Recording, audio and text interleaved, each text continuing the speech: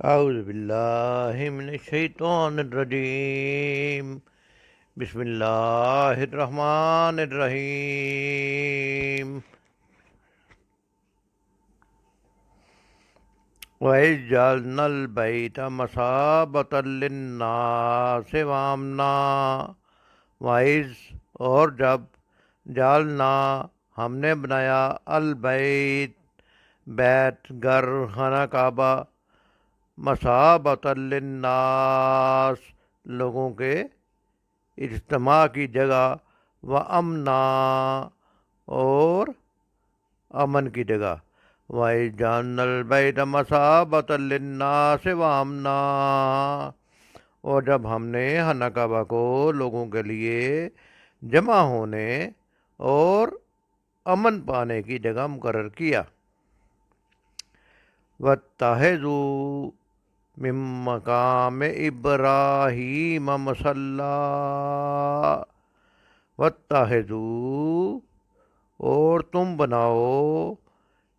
من سے مقام ابراہیم ابراہیم علیہ السلام کا مقام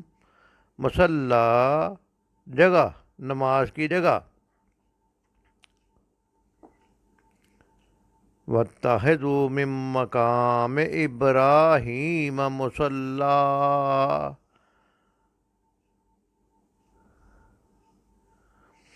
جس مقام پر ابراہیم علیہ السلام کھڑے ہوئے تھے اس کو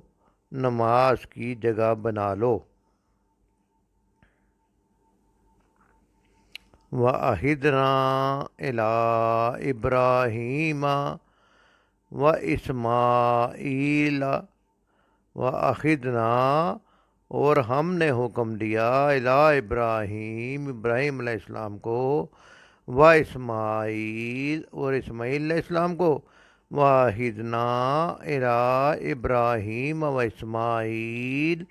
اور ہم نے حکم دیا ابراہیم علیہ السلام کو اور اسماعیل علیہ السلام کو کیا انتخرا یہ کہ پاک رکھیں بیتیہ وہ میرا گھر للطائفین طواف کرنے والوں کے لیے والعاکفین اور اعتکاف کرنے والے والرکع السجود رکوع کرنے والے اور سجدہ کرنے والے اور ابراہیم علیہ السلام کو کہا اور اسماعیل علیہ السلام کو ابراہیم علیہ السلام کو اور اسماعیل علیہ السلام کو کہا کہ طواف کرنے والوں اور اعتکاف کرنے والوں اور رکوع کرنے والوں اور سجدہ کرنے والوں کو کے لیے میرے گھر کو پاک صاف رکھا کرو سورۃ البقرہ کی آیت نمبر 125 کی تلاوت اور لفظی ترجمہ پڑھا گیا ہے مفہوم اس آیت کا یہ ہے اور جب ہم نے خانہ کعبہ کو لوگوں کے لیے جمع ہونے اور امن پانے کی جگہ مقرر کیا اور حکم دیا کہ جس مقام پر ابراہیم کھڑے ہوئے تھے اس کو نماز کی جگہ بنا لو اور ابراہیم اور اسماعیل کو کہا کہ طواف کرنے والوں اعتکاف کرنے والوں رکوع کرنے والوں سجدہ کرنے والوں کے لیے میرے گھر کو پاک صاف رکھا کرو اس آیت کی تفسیر میں تفسیر ابن کثیر اس کو اس طرح بیان کرتی ہے کہ یہ ایسا گھر ہے جس کا ایک چکر لگانے والے کو بار بار چکر لگانے کو دل کرتا ہے ایک دفعہ حج کرنے والے کو بار بار حج کے لیے آنے کو دل کرتا ہے مثابات سے مراد ہی ایسی ہے یہ کہ بار بار آنے کی جگہ مثابۃ للناس وہ مقام جس کی طرف انسان بار بار آئے رجوع کرے اور پھر بھی جی نہ بھرے حج کرنے کے بعد بھی دل میں لگن لگی رہتی ہے گویا حج کرنے کے بعد ہر بار دل میں ایک بار اور حج کرنے کی تمنا رہتی ہے دنیا کے ہر گوشہ سے لوگ بھاگے دوڑے اس کی طرف جوک در جوک چلے آ رہے ہیں یہی جمع ہونے کی جگہ ہے نیک روحیں اس کی طرف مشتاق ہی رہتی ہیں گو ہر سال زیارت کرے لیکن پھر بھی شوق زیارت کم نہیں ہوتا یہ حضرت ابراہیم علیہ السلام کی دعا کا اثر ہے۔ آپ نے دعا مانگی تھی کہ اے اللہ تو لوگوں کے دلوں کو ان کی طرف جھکا دے۔ اس دعا کی ذکر سورہ ابراہیم آیت نمبر 37 میں آیا ہے۔ تو مثابتاً اس آیت میں بتایا ہے وَجَعَلْنَا الْبَيْتَ مَثَابَةً لِلنَّاسِ، ہم نے اس گھر کو بنایا ہی اس لیے ہے جس کی طرف بار بار آنے کا دل کرے، وَأَمْنًا، اور اس گھر کو امن کا مقام بنایا ہے جس میں ہتھیار نہیں اٹھایا جاتا۔ جاہلیت کے زمانے میں بھی، جبکہ اس دور میں ہر طرف لوٹ مار مچی ہوئی تھی، لیکن یہ ایسی جگہ تھی جہاں پہ ہر وقت امن و امان رہتا تھا، کوئی کسی کو گالی بھی نہیں دیتا تھا۔ یہ جگہ ہمیشہ متبرک و شریف رہی۔ یہاں باپ اور بھائی کے قاتل کو بھی کوئی دیکھتا تھا تو خاموش ہو جاتا تھا۔ پھر آگے ذکر آیا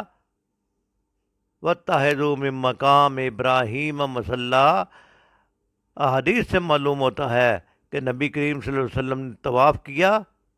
تو پھر مقام ابراہیم کے پیچھے آ کر 2 رکعت نماز پڑھی اور یہ آیت تلاوت فرمائی وَاتَّخِذُوا مِن مَّقَامِ ابراہیم مصلی، تو یہاں طواف کے بعد 2 نفل بھی ادا کیے جاتے ہیں۔ احادیث سے معلوم ہوتا ہے کہ مقام ابراہیم وہ پتھر ہے، اس سے مراد اس پر کھڑے ہو کر حضرت ابراہیم علیہ السلام خانہ کعبہ بنا رہے تھے۔ اس پتھر پر آپ کے دونوں قدموں کے نشان بھی ظاہر تھے۔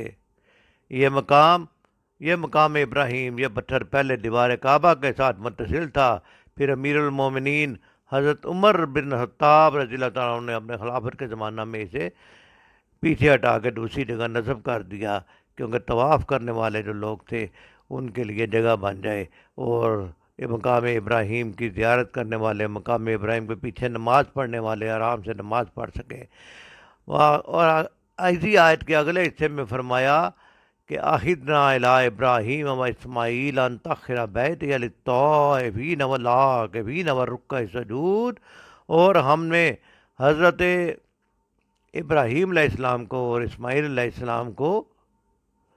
کہا کہ طواف کرنے والوں، اعتکاف کرنے والوں، رکوع کرنے والوں، سجدہ کرنے والوں کے لیے میرے گھر کو پاک صاف رکھا کرو۔ سید مودودی رحمۃ اللہ علیہ لکھتے ہیں کہ پاک صاف رکھنے سے مراد صرف یہی نہیں ہے کہ اس کو نظافت کا خیال رکھا جائے، کوڑے کرکٹ سے پاک رکھا جائے، اس کی صفائی کی جائے، بلکہ خدا کے گھر کی اصل پاکی یہ ہے کہ اس کو شرک سے پاک رکھا جائے، اس میں خدا کے سوا کسی کا نام بلند نہ ہو۔ جس نے خانہ خدا میں اللہ کے سوا کسی دوسرے کو مالک، معبود، حاجت روا، فریاد رس کی حیثیت سے پکارا، اسی نے حقیقت میں سے گندہ کر دیا۔ لہٰذا یہ آیت ایک نہایت لطیف طریقے سے اس بات کی طرف اشارہ کرتی ہے کہ قریش کا سب سے بڑا جرم یہ تھا کہ انہوں نے اس میں 360 بت رکھ کے اس گھر کو گندا کر دیا گیا، اور نبی صلی اللہ علیہ وسلم کو حکم دیا گیا تھا کہ اس گھر کو بتوں سے پاک کرو، شرک سے پاک کرو، اور اسی کی وجہ سے یہ ظالم لوگ حضرت ابراہیم علیہ السلام کے وارث ہونے پر فخر تو کرتے، بت رکھ کر اس گھر کو الٹا پامال کر رہے تھے، اس گھر کی نظافت کو، اس گھر کی پاکی کو خراب کر رہے تھے۔ اس گھر میں صرف ایک اللہ کا نام لیا جائے جس کا یہ گھر ہے، اس لیے نبی کریم صلی اللہ علیہ وسلم نے اس گھر کو بتوں سے پاک کیا اور اس میں اللہ کی توحید کا علم بلند کیا۔ اللہ تعالیٰ سے دعا ہے کہ اللہ تعالیٰ ہمیں توحید کے ساتھ جڑے رہنے کی توفیق عطا فرمائے۔ وما علینا الا البلاغ۔